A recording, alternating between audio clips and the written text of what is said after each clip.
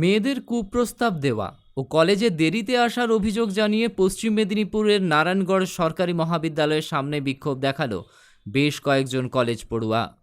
কলেজের অধ্যাপকেরা সময়মতো ক্লাস নেন না, পাশাপাশি কলেজের অধ্যক্ষ বাদল কুমার জানা ছাত্রীদের বিভিন্নভাবে কুপ্রস্তাব দেন। এই অভিযোগ তুলে কলেজ গেটে বিক্ষোভ দেখায় কলেজের ছাত্রছাত্রীরা। বিক্ষোভকারী ছাত্রছাত্রীদের অভিযোগ, কলেজের বেশ কয়েকজন অধ্যাপক দেরি করে কলেজে আসেন এবং সময়ের আগে কলেজ থেকে চলে যান। পাশাপাশি সেই কলেজের এক ছাত্রীকে কলেজের অধ্যক্ষ ব্যক্তিগতভাবে ডেকে কুপ্রস্তাবও দেন। এই ছাত্রীর অভিযোগ, প্রিন্সিপালের সাথে ব্যক্তিগতভাবে দেখা করলে তাকে পরীক্ষায় ভালো নম্বর দেওয়া হবে, তার ভবিষ্যৎ তৈরি করে দেওয়া হবে। তবে ওই ছাত্রী প্রিন্সিপালের কথায় রাজি না হয়ে নারায়ণগড় থানার 3 মাস আগে লিখিত অভিযোগ জানিয়েছিল, কিন্তু সে আজও কোনো সুবিচার পায়নি। আর এ বিষয়ে সরকারি কলেজের অধ্যক্ষকে জিজ্ঞাসাবাদ করায় তিনি তা সম্পূর্ণরূপে অস্বীকার করেন। তাই নিরুপায় হয়ে কলেজ গেটে বিক্ষোভ প্রদর্শন করেন নিরীহ ছাত্রছাত্রীরা। উল্লেখ্য, সোমবার কলেজের বেশ কয়েকজন অধ্যাপক দেরি করে কলেজে এলে তাদেরকে ঘিরে ধরে বিক্ষোভ দেখান ওই বিক্ষোভকারী ছাত্রছাত্রীরা। পরে ঘটনাস্থলে আসে নারায়ণগড় থানার পুলিশ। পুলিশের হস্তক্ষেপে তারা কলেজে প্রবেশ করেন। তবে সংবাদ মাধ্যমের পক্ষ থেকে কলেজের অধ্যক্ষের সঙ্গে বারবার যোগাযোগ করা হলে কলেজের অধ্যক্ষ ডক্টর বাদল কুমার জানা কোনো প্রতিক্রিয়া দিতে রাজি হননি। এ প্রসঙ্গে মেদিনীপুর সাংগঠনিক জেলার বিজেপি সভাপতি সমিত কুমার মণ্ডল জানিয়েছেন, এই রাজ্যে মহিলাদের কোনো সুরক্ষা নেই। যেখানে রাজ্যের মুখ্যমন্ত্রী মমতা ব্যানার্জি নিজেই, সেই রাজ্যেই কলেজের ছাত্রীকে এমন কুপ্রস্তাব দিচ্ছেন প্রিন্সিপাল, এটা লজ্জার। আমরা এর ধিক্কার জানাই। তবে তৃণমূলের মকরামপুর অঞ্চল তৃণমূল সভাপতি লক্ষ্মীকান্ত শীর জানিয়েছেন, বিষয়টি আমরা খতিয়ে দেখছি। যদি কেউ দোষী ব্যক্তি হয়ে থাকে তাহলে পুলিশ প্রশাসন তা খতিয়ে দেখে আইনানুগ ব্যবস্থা গ্রহণ করবে। তবে অভিযুক্ত খোদ সরকারি কলেজের অধ্যক্ষের বিরুদ্ধে প্রশাসন কি পদক্ষেপ গ্রহণ করে সেদিকেই তাকিয়ে রয়েছে স্থানীয় কলেজ পড়ুয়া থেকে শুরু করে পশ্চিম মেদিনীপুর জেলাবাসী। 12টা 3 আপনি অফিসটা আর ইনি শিক্ষক, তাহলে আপনাদের কি আসার সময় 12টা 3? আপনারা দুজন এই অ্যানসারটা দিয়ে দিন।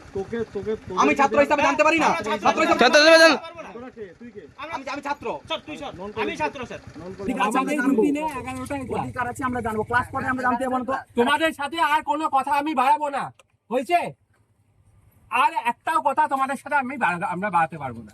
মানে তাহলে আপনারা 12টায় আসেন, 1টায় আসেন, কিছু বলতে পারবো না আমরা? তুমি যা খুশি করে নাও। কি করে আমাদের উপর দিয়ে যান? কি হচ্ছে মানে আমরা রুলসটা জানতে পারি না আপনাদের কাছ থেকে?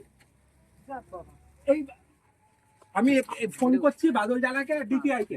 বাড়ি আমার কি, আমি কলকাতা থেকে কষ্ট করে আসছি তোমাদের সাথে আমাদের তর্ক করার জন্য নাকি? অ্যানসারটা আমরা শুনেছি যে আপনাদের রুলস কোনো নেই, তাহলে আপনারা যখন খুশি কলেজ আসতে পারেন, যখন খুশি বেরোতে পারেন। আপনারা 2 ঘন্টা কলেজে থাকবেন না, যখন খুশি টাইম এসে চলে যাবেন, আমরা শুনে নেব। জাস্ট আপনাদের জিজ্ঞাসা করছি, তাহলে এত আপনি হাইপার হচ্ছেন কেন? প্রচুর ডিসিপ্লিন কলেজে আছে বলছেন আপনি। 75% অ্যাটেন্ডেন্স দরকার, আপনি চালু করেননি কেন? যদি সব নিয়ম করবেন তো করুন। প্রত্যেক স্যারদের জন্য ফিঙ্গারপ্রিন্ট লাগান, টাইমে ঢুকবে, এন্ট্রি এক্সিট। তুমি কথা বলার অধিকার থাকবে না তোমার। You are the non college student, আর তুমি অর্ধদিন কলেজ আসো না, তুমি পড়াশোনা করো না, ফেল পার্টি তুমি। আর 500 জন স্টুডেন্ট আর তুমি ফেল তো সাপ্লি রিকভারি হয়ে গেছে। হ্যাঁ, রবীন্দ্র জয়ন্তীর দিন মাতলামি করার জন্য কি সুযোগ দেওয়া হলো মাতলামি? না। কি প্রুফ আছে? কি প্রুফ আছে আপনার কাছে দেখান। আমরা মাতলামি করব, কি প্রুফ আছে? স্যার আপনি কি বলছেন এগুলো? মিথ্যাবাদী কথাবার্তা বলবেন কেন? মাতলামি করার জন্য প্রুফ দেখান।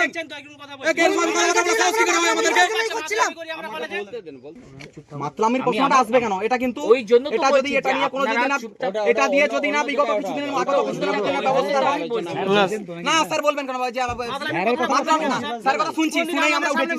স্যার আপনি বলুন, আপনি উঠেছি না? উঠেছি। আমরা কথা নিয়ে এগ্রি হয়েছি, কিন্তু স্যার মাতলামির কথা বলবেন কেন? স্যারেরা টাইম মতো আসেন না, যখন তখন আসেন, যখন তখন চলে যান। 2টো বাজতে ফলকনামা এক্সপ্রেস ধরে চলে যান ওখান থেকে, কলেজ থেকে। টাইম মতো কোনো ক্লাস হয় না। পাশের ছেলেরা তো প্রায় ফেল করেছেন। তাই আমাদের এই অভিযোগ। কালকে আমরা আন্দোলন করেছিলাম।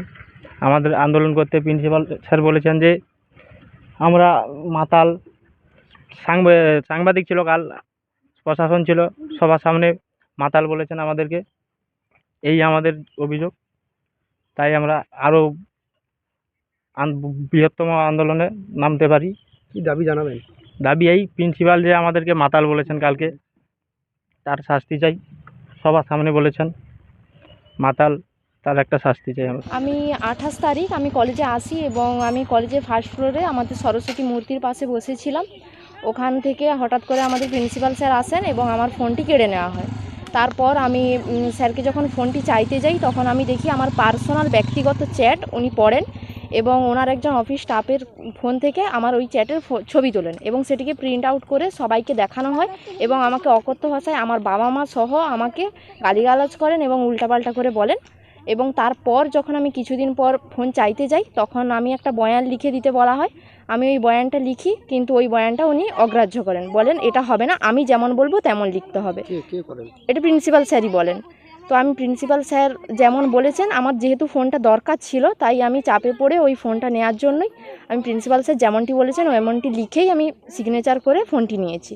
এবং এর কারণ আমি কিছুদিন আগে আমি ফার্স্ট ফ্লোরে ছিলাম, তখন আমাকে একটি কুপ্রস্তাব দেওয়া হয় প্রিন্সিপালের তরফ থেকে, তো আমি সেটা অগ্রাহ্য করি, এই কারণেই আমার ফোনটি ছাড়িয়ে নেওয়া হয়। এটা আমাকে ডেকেছিলেন উনি পার্সোনালভাবে। আমি প্রথমে ওনার কেবিনে যাই, উনি বলেন যে কেবিনে না, আমি আলাদা করে ডাকবো, তখন যেতে হবে। তখন আমি না যাওয়াতেই উনি এই রকম। কতদিন আগে? এটি প্রায় 1-1.5 মাস, মানে এই ঘটনাটা হওয়ার 1-1.5 মাস আগে। কোথাও অভিযোগ জানিয়েছেন? হ্যাঁ, আমি থানাতে অভিযোগ করেছিলাম, কিন্তু এর কোনো রেসপন্স পাইনি। আমি ঘুরেছি থানাতে বহুবার, কিন্তু কোনো রেসপন্স আসেনি। এখন প্রিন্সিপাল কিছু বলছেন না, এখন উনি তো কিছু জনকে ঢুকতে দিচ্ছেন না আমাদের উপর। আমরা বেশি কিছু বলতে গেলে আমাদেরকে বলছে যে ফেল করিয়ে দেবো, নাম্বার দেবো না, এই রকম। আপনার কোন সেমিস্টার? 3rd সেমিস্টার, কোন সাবজেক্ট? BA general. আর কি প্রিন্সিপাল বলছেন? এখন তো আর কিছু তেমন বলেননি উনি। তো এখন আপনি কলেজে আসছেন, আপনার কেমন মনে হচ্ছে? কলেজে আসছি, তবে আমার 2nd সেমিস্টারে নাম্বার অনেকটাই, মানে কলেজ থেকে যে নাম্বারটা হয় একটু কম এসেছে, আমি বুঝতে পারছি। কী কারণে কম এসেছে?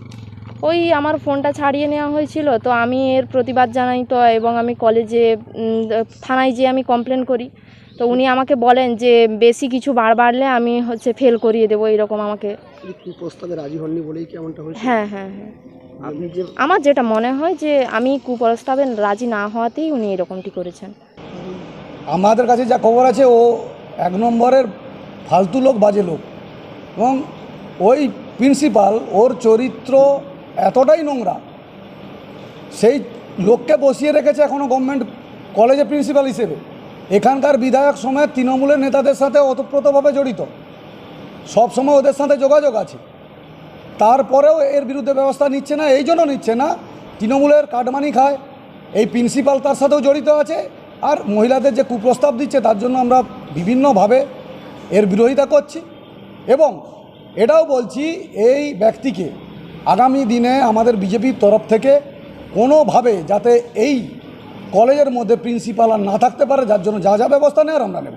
এই যে ব্যক্তি, এও একটা দুর্নীতির আখড়া।